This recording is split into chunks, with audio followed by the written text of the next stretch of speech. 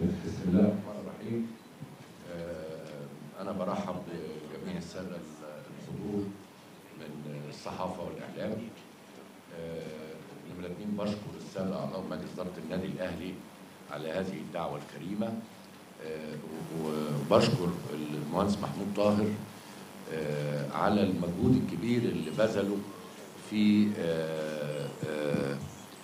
إثبات إن الاتحاد قوة.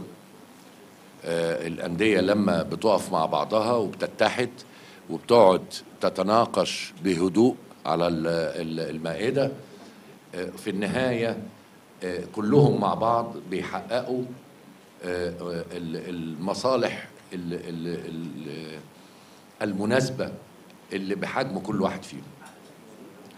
مش عايز أشك إن زي ما قال أخونا المهندس شريف والمهندس ماجد ان النادي الاهلي ما كانش في احتياج الى انه يعمل انه يساعد اي منا، لكن الحقيقه النادي الاهلي كان كريم جدا، والمهندس محمود طاهر يعني بشجاعه قبل انه يضم الى النادي الاهلي مجموعه الانديه التي ترغب في انها تبيع حقوقها مع بعض از باكج واحده.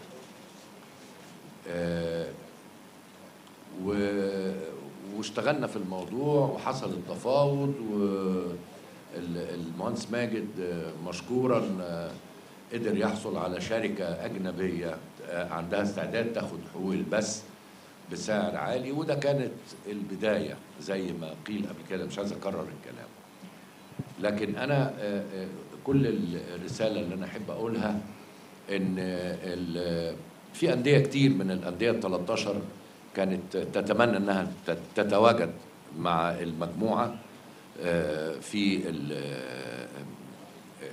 البث الفضائي، لكن المبالغ اللي قبضوها كمقدمات والعقود اللي مضوها اللي ما تدلهمش الحق أنهم يفسخوا العقد حطتهم في مشكلة، ولذلك ما قدروش ينضموا.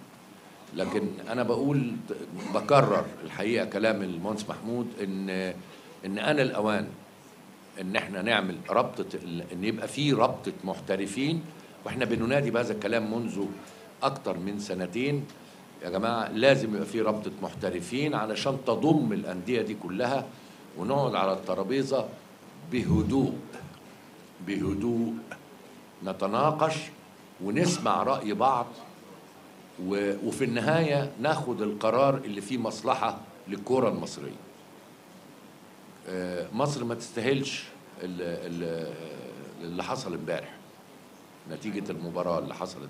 مصر ما تستاهلهاش، مصر تستاهل أكتر من كده بكتير، ولا اللي حصل في السنغال. لكن ده وضع طبيعي جدا لتردي الحالة الكروية اللي موجودة في مصر والاختلافات اللي موجودة بين الناس وبعضها. أتمنى من الله سبحانه وتعالى إن احنا نتجمع كلنا على قلب رجل واحد، وإن المركب تمشي بسلاسة ونعومة وتعدي الأمواج العالية اللي بتقابلنا. بعيد شكري للسادة أعضاء مجلس إدارة النادي الأهلي والمهندس محمود طاهر، وبشكر كل الزملاء اللي معانا في المجموعة اللي اجتمعت على قلب رجل واحد، وبعيد شكركم جميعا للحضور، وبنأسف للإطالة. شكرا.